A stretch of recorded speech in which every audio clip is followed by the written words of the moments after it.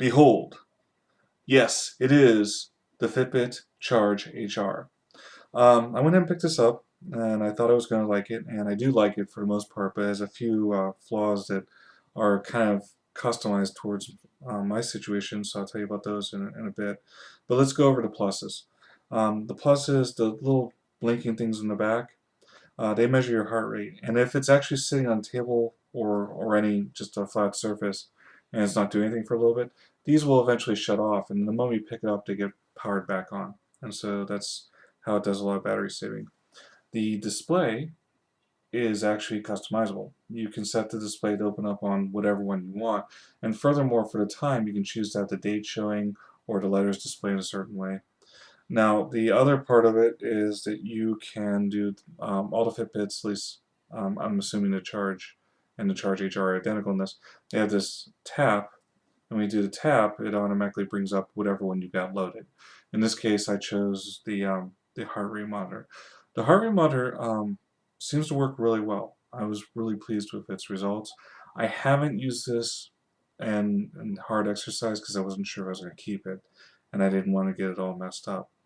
Um, but I've read that the heart rate monitor is not as accurate when you're working out, but that's really hard to gauge anyways because of how dynamic the body is.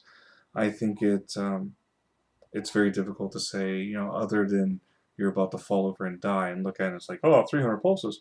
I don't think you're going to be really looking at that way. This is more for stationary checking. This is more for right after you get done with an exercise because the display doesn't stay on that long. So it's not like you could be sit there, and plus it's very tiny. Part of its advantage and its weakness. It's very tiny, so when you're bouncing around doing all the exercise, that's going to be very hard to read. If you're looking for something to monitor your heart rate while you're exercising and doing aggressive work, I don't know if this is the tool you need. However, I think realistically, if you're on a treadmill and you're like, oh, let's take a look at it, and you're not bouncing up and down too bad, it would see it just fine. But most treadmills nowadays have some sort of heart monitor, so that part is moot. But when you're in the office, things like that, you can actually look at it and I'm like, oh, okay, where you feel winded, come up some It stairs. talks to my laptop very easily. And one of the reasons I got this is it goes into auto sleep mode. And here's an example. I've had this for about 4 days.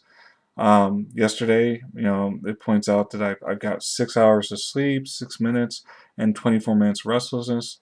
On this night, I got 4 hours of sleep, 4 minutes, 8 minutes restlessness, and so on. It's actually very useful.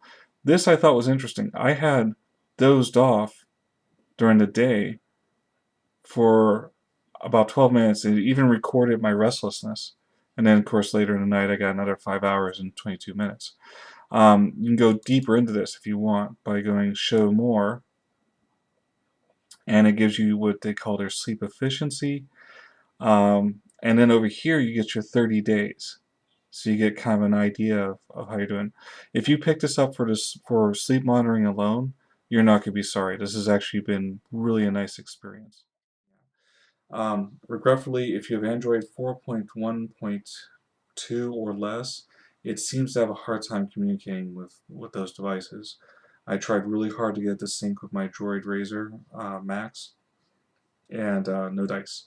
So that's kind of, if you were paying for that feature, if you're really interested in that feature, that's going to be a problem. You have tiny wrists, even you women out there. The large is probably going to be the one you go with. On the side of the box, there is a sizer. So if you miss it, there's actually a little, you put your wrist up and it tells you. I don't have gargantuan wrists, but I have guy wrists. And wearing this, I'm in the last 3 holes. So all in all, I think this is a really nice unit. I think it's well designed. I think if you are looking for something to monitor your sleep, or if you want uh, communication from your phone pretty regularly, then and you have a newer phone on Android side, I can't speak for iOS. You're probably going to be really appreciative of all the features. Um, it seemed pretty accurate on the heart rate, release resting, and also after the 4th day, and I don't wear watches anymore, it was still it started getting comfortable. I could wear it all day if I wanted to. The fabric seems to be of reasonable quality. It's some sort of polymer rubber. And the display, again, customizable, and as well as the tap is customizable. Those are just nice little nuances. Bravo Fitbit for putting that in there. And of course, the sensor seems to do good.